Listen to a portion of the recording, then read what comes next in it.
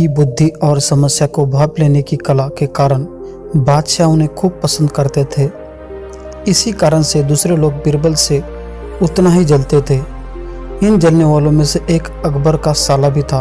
वो हमेशा से ही बीरबल को मिला हुआ खास स्थान लेना चाहता था। बादशाह जानते थे कि बीरबल जैसा कोई और नहीं हो सकता।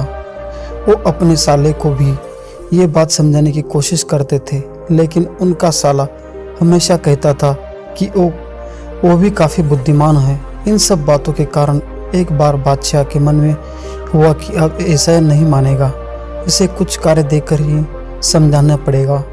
तभी अकबर ने अपने साले से कहा कि तुम अपने दिमाग और सूझबूझ से इस कोयले की बोरी से सबसे ज़्यादा लालची सेठ दमड़ी लाल को बचकर आओ। अगर तुमने ऐसा कर दिया तो मैं तुम्हें तुरंत बीरबल की जगह दे दूंगा। यह बात सुनकर अकबर का साला हैरान हुआ, लेकिन उसे बीरबल की जगह चाहिए थी। इसी सोच में साथ वो कोयले की बोरी लेकर सेठ के पास पहुंच गया। सेठ ऐसे ही किसी के भी बातों में आने वाला नहीं था, इसलिए उसने उसे खरीदने से मना कर दिया। अब अपना उदास चेहरा लेकर अकबर का साला महल लौट आया। उसने कहा कि मैंने इसे नहीं बेच पाया। इतना सुनते ही बादशाह ने बीरबल को अपने पास बुलाया। उन्होंने अपने साले के सामने बीरबल से कहा कि तुम्हें सेठ दमड़ी लाल को यह कोयले की बोरी बेचनी है।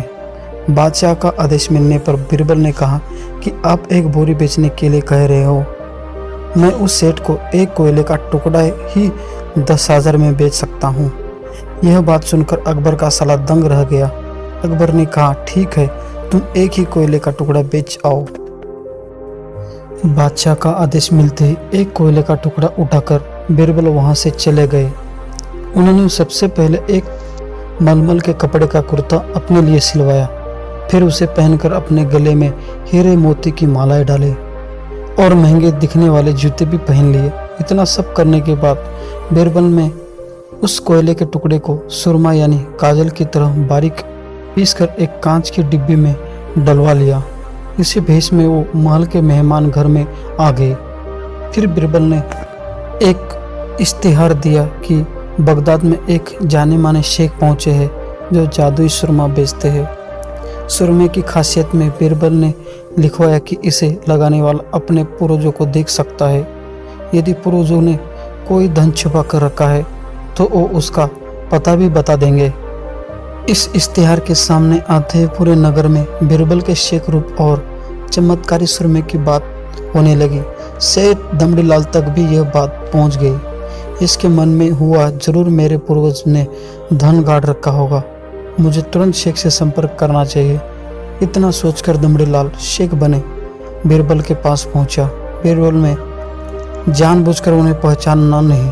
सेठ ने शेख से कहा कि सुरमे की डिब्बी चाहिए। शेख ने जवाब दिया बिल्कुल लीजिए, लेकिन एक डिब्बी की कीमत 10,000 रुपये है।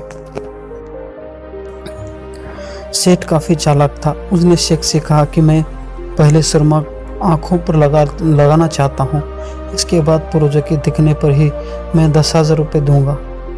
शेख बने बीरबल ने कहा कि ठीक है, आपको ऐसा करने की इजाज़त है, बस आपको सुरमे की जांच करने के लिए चौराहे पर चलना होगा। चमत्कारी सुरमे का करिश्मा देखने के लिए वहां लोगों की भीड़ लग गई। तब बीरबल बने शेख जोर जोर से कहने लगे कि इस चमत्कारी सुरमे को सेठ जी लगाएंगे। अगर ये सेठ अपने माता पिता की ही औलाद है तो इन्हें सुरमा लगाते तुरंत पूर्वज नजर आ जाएंगे। पूर्वज नहीं दिखे तो मतलब ये होगा कि वो अपने माता पिता की औलाद नहीं है। असली औलादों को ही यह सुरमा लगाने पर अपने पूर्वज नजर आते हैं। इस तरह से सेठ असमंजस में पड़ गया। उसने सुरमा लगाया और अपनी आंखें खोली।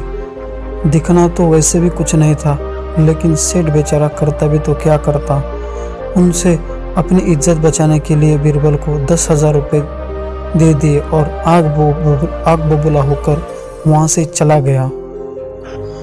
अब खुश होते हुए बीरबल महल चले गए। उन्होंने कहा कि लीजिए बादशाह, एक कोयले के 10,000 रुपये, और सारा किस्सा सुना दिया। यह देखते ही बादशाह का साला मुंह बनाकर महल से चला गया। उसके बाद से उसने कभी भी बीरबल की जगह लेने की बात अकबर से नहीं की। कहानी से यह सीख मिलती है कि दोस्तों किसी से ईर्ष्या नहीं करनी चाहिए और